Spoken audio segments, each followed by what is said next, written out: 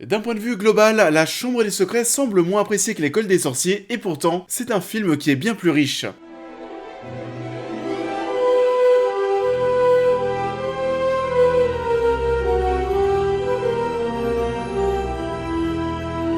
Bonjour à tous, j'espère que tout le monde va bien. On continue cette saga de critique de films Harry Potter sur la chaîne. On a parlé d'Harry Potter à l'école des sorciers la semaine dernière. Cette fois-ci, on passe à La Chambre des Secrets, on en parle. Harry Potter et la Chambre des Secrets est sorti un an après l'école des sorciers et est toujours réalisé par Chris Columbus. Alors qu'Harry est de retour chez son oncle et sa tante, ces derniers tenteront une nouvelle fois de l'empêcher de rejoindre Poudlard, ainsi que ses amis sorciers. Et ce ne seront pas les seuls, car Dobby, un elfe de maison, fera de même son apparition dans sa chambre pour lui indiquer qu'il ne doit absolument pas rejoindre l'école des sorciers cette année. Et alors là, la première chose qui m'a intrigué lorsque j'ai relancé le film, lorsque j'ai revu La Chambre des Secrets, j'avais totalement oublié ce détail, mais le film dure, oui, 2h40. C'est le Harry Potter le plus long tout simplement de la saga. Niveau rythme, le réalisateur s'en sort pas trop mal lors d'un premier visionnage.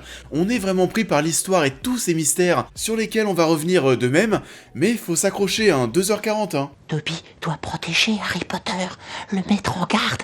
Harry Potter ne doit surtout pas retourner cette année à Poudlard, l'école des sorciers.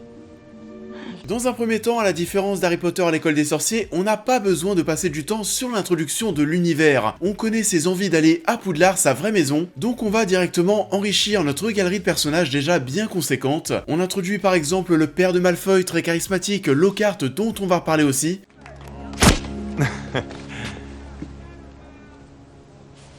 Ce n'est quand même pas Harry Potter.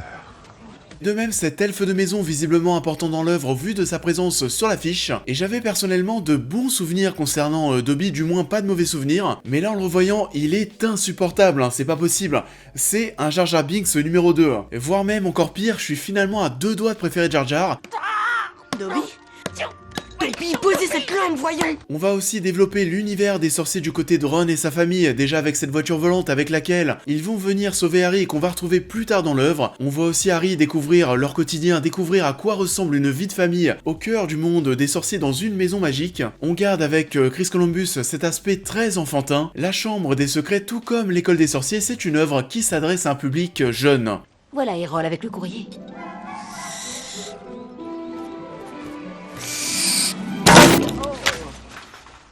Suite à tout ça, ça dure à peine 15 minutes sur les plus de 2h30, c'est pas grand chose et c'est là où on voit qu'on ne perd pas de temps dès l'ouverture de l'œuvre. On souhaite vite retrouver la magie qui nous a habité durant le premier film, sauf que ça ne va pas être si simple que ça. Entre le bug de la voie 9/3, la voiture qui bug de même le Saul Cogneur en arrivant à Poudlard, et Harry qui n'est pas foutu de s'exprimer clairement, on n'est pas sorti de la berge.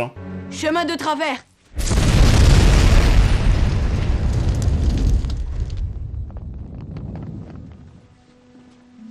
Qu'est-ce qu'il a dit ? On va donc retrouver par la suite Poudlard et ses nombreux cours qui s'enchaînent. D'ailleurs, de nouveaux cours, on ne retrouve pas forcément les mêmes professeurs qu'auparavant, histoire de renouveler un petit peu la recette. Rien de bien intéressant tout de même, hormis celui où on retrouve Rogue et Lockhart qui apportent à chaque fois des choses assez piquantes. 2, 3. Expelliarmus!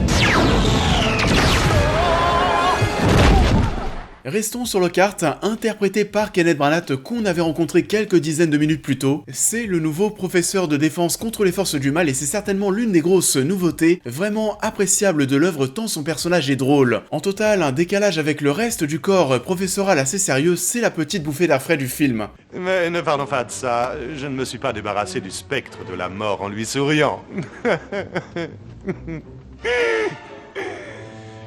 Sinon, il y a aussi quelque chose qui m'a fait kiffer dans Harry Potter et la Chambre des Secrets, mais là c'est surtout mon côté sale race qui va parler. On est revenu dernièrement sur le fait qu'Hermione était insupportable dans le film précédent. Cette fois-ci, on va la punir, elle va prendre très cher. Entre le fait de se transformer en chat afin d'infiltrer la maison Serpentard, ou de finir pétrifié par le mal qui se cache au sein de Poudlard,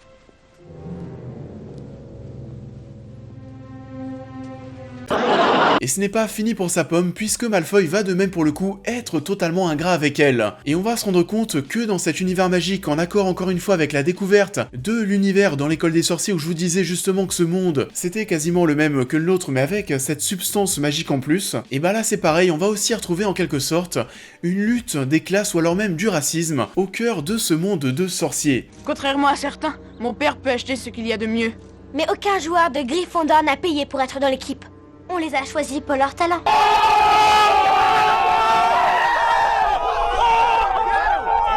Personne ne t'a demandé ton avis.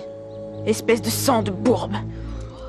Hermione est caractérisée de sang de bourbe, une sorcière née de parents moldus au contraire de Malfoy, qui lui est né de parents ayant des pouvoirs magiques, lui représente la noblesse, il est de sang pur alors qu'Hermione est considérée limite gratuitement comme une bâtarde. Donc, allez, on va dire que je déteste un petit peu moins Hermione avec ce film. Ce qui peut être aussi appréciable avec La Chambre des Secrets, c'est qu'on va se retrouver dans une histoire quand même un poil plus mature. Un danger est présent dans l'école, on ne sait pas ce que c'est, qui est derrière tout ça, où mènent toutes ces araignées qui défilent dans la même direction, qui est-ce qui pétrifie les fantômes et les étudiants, qui est-ce qui écrit de même des messages sur les murs de l'école avec du sang, dont celui de la chatte de Rusard, c'est assez badant, et on va devoir enquêter avec les personnages dans les couloirs de l'établissement, mais aussi et surtout dans le passé de Poudlard. L'histoire va être bien plus conséquente, plus riche que celle de l'opus précédent, pas forcément simple à suivre pour le coup pour des enfants avec ces flashbacks où l'on découvre d'ailleurs que Voldemort est un ancien élève de Poudlard, même si bon, on est sur du noir et blanc pour les passages dans le passé, c'est classique, j'ai envie de vous dire, pour que ce soit toujours le plus clair possible pour un public jeune, on les tient toujours par la main.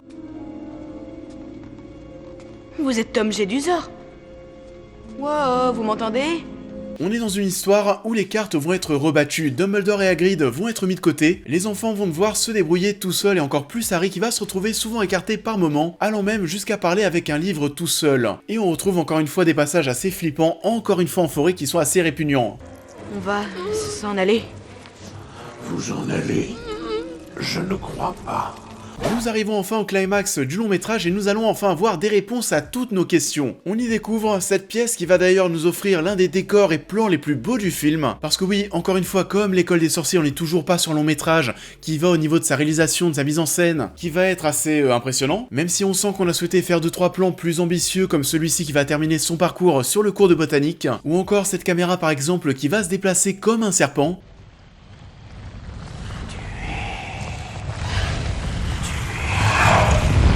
On y découvre de même ce basilic géant qui est la cause de la pétrification de toutes ces personnes suite à un contact visuel avec son image dans le reflet d'un objet ou tout simplement de l'eau. On apprend que Ginny Weasley est derrière les messages sur les murs de l'école et qu'elle a été contrôlée par Voldemort, qui va apparaître via ce souvenir et cette image de Tom, Marvolo Riddle qui souhaite détruire les Sandbourg. Donc ouais, l'histoire tourne pas mal autour de cette lutte des classes, de ce racisme dans ce monde magique.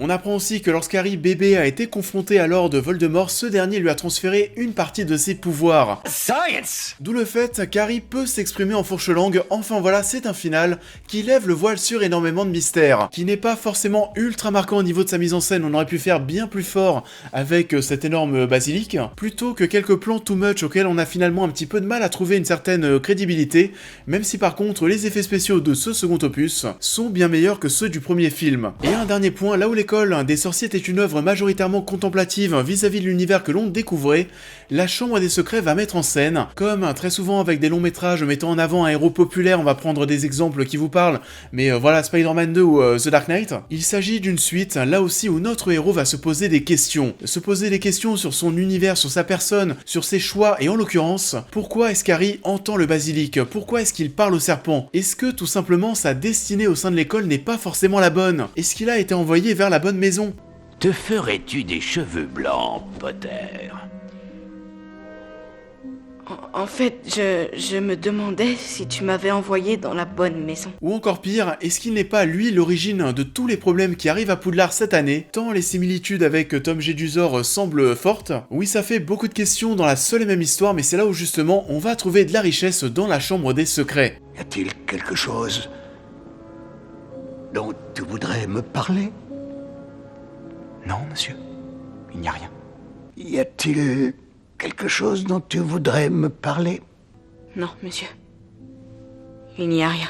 C'est d'ailleurs aussi pour ça que l'affiche du film qui très souvent a eu des teintes plutôt bleues, cette fois-ci on va retrouver du vert. Vert comme la colorimétrie du film à certains moments, et vert encore une fois comme Serpentard. Et vous l'avez donc compris, oui, la Chambre des Secrets dans l'ensemble est une bonne suite à l'école des sorciers. On va regretter peut-être une durée un poil trop longue pour une histoire certes bien plus riche, mais qui ne demandait peut-être pas à s'étendre autant au vu de la profondeur de l'œuvre. On prend toujours plaisir à retrouver ce monde de sorciers, à le voir s'enrichir, même si un petit coup de maturité artistique pourrait lui faire du bien, et ça ce sera la mission d'Alfonso Cuarón pour le prochain film dont on va parler bientôt.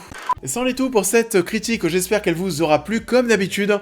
Je vous invite à la liker, à la partager, à me dire en commentaire ce que vous avez pensé d'Harry Potter et la Chambre des Secrets, si vous l'avez préféré oui ou non à l'école des sorciers. N'oubliez pas pour les nouveaux de vous abonner, de me suivre sur tous les réseaux, de devenir membre soutien si vous souhaitez aider la chaîne. Et vous l'avez compris, on va se retrouver très prochainement sur la chaîne pour parler d'Harry Potter numéro 3. Et en attendant, je vous souhaite à tous un très bon début de semaine, de bonnes vacances pour ceux qui sont en vacances, et je vous dis à très vite.